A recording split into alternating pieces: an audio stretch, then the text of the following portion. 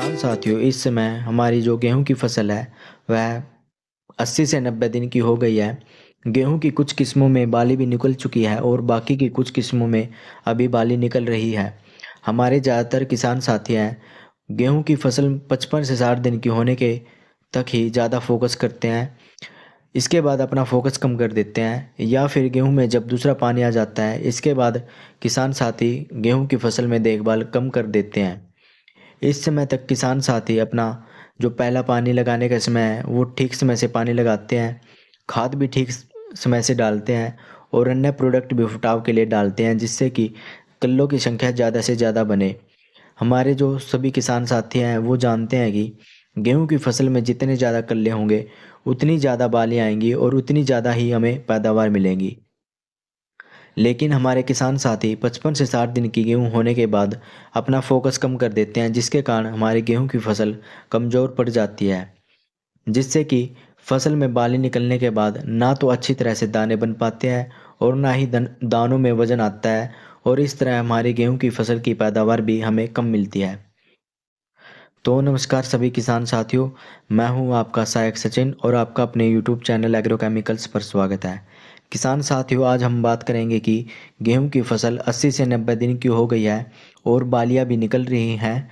तो गेहूं की फसल में ऐसा क्या डालें कि जिससे कि गेहूं की बालियों में ज़्यादा से ज़्यादा दाने बने और वज़न ज़्यादा हो और हमें पैदावार भी ज़्यादा मिले। किसान साथियों, जो भी हमारे चैनल पर नए हैं चैनल को ज़रूर सब्सक्राइब कर दें और गेहूं की ज़्यादा पैदावार लेने के लिए वीडियो को अंत तक ज़रूर देखें। अगर गेहूं की औसत पैदावार की बात की जाए तो भारत में गेहूं की जो औसत पैदावार है वो 50 मन से लेकर 55 मन के बीच प्रति एकड़ के हिसाब से है, लेकिन बाहर की जो कंट्री है उसमें गेहूं की जो औसत पैदावार है वो 100 मन से भी ज़्यादा है। किसान साथियों, गेहूं की फसल में बाली निकलते समय कुछ पोषक तत्वों की अधिक जरूरत होती है जिससे कि पौधे के तने में मजबूती ज़्यादा से ज़्यादा बने, पौधा गिरे ना, बाली अधिक लंबी हो जिसमें दानों की संख्या ज़्यादा और अधिक बने और ज़्यादा पैदावार मिले। किसान साथियों, इस समय गेहूं की फसल को फास्फोरस, पोटास और बोरोन इन तीनों तत्वों की अधिक जरूरत होती है।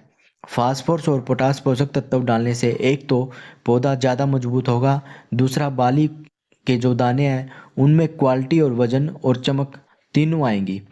बोरोन का इस समय प्रयोग करने से जो पोलिनेशन की प्रक्रिया है वो अधिक और अच्छी होगी जिससे कि बाली में दानों की संख्या भी बढ़ जाएगी। इसलिए किसान साथियों, इस समय गेहूं की फसल में इन पोषक तत्वों का स्प्रे जरूर करा दें जिससे कि आपको ज़्यादा पैदावार मिले। किसान साथियों, इसके लिए आप NPK 05234 का स्प्रे करा सकते हैं। इसमें आपको 52% फास्फोरस की पूर्ति होगी और 34% पोटास की पूर्ति होगी।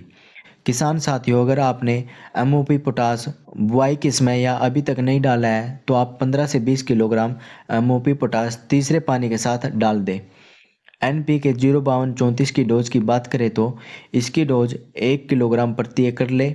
इसके साथ आप MOP पोटास जो चूरे वाली पोटास होती है 1 किलोग्राम प्रति एकड़ ले और बोरोन जो 20% में आती है उसकी डोज आपने पानी के अकॉर्डिंग ही लगानी है।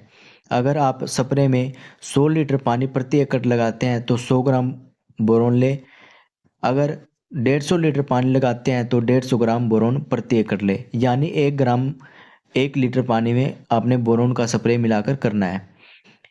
NPK 05234, MOP पोटास, बोरोन तीनों का घोल बना करके आपने स्प्रे करा देना है।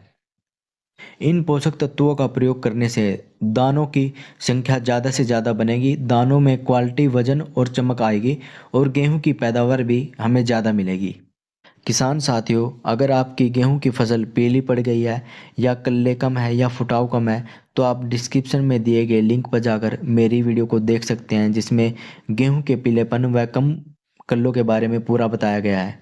धन्यवाद सभी किसान साथियों। अगर आपको मेरी वीडियो अच्छी लगी है तो चैनल को ज़रूर सब्सक्राइब करें।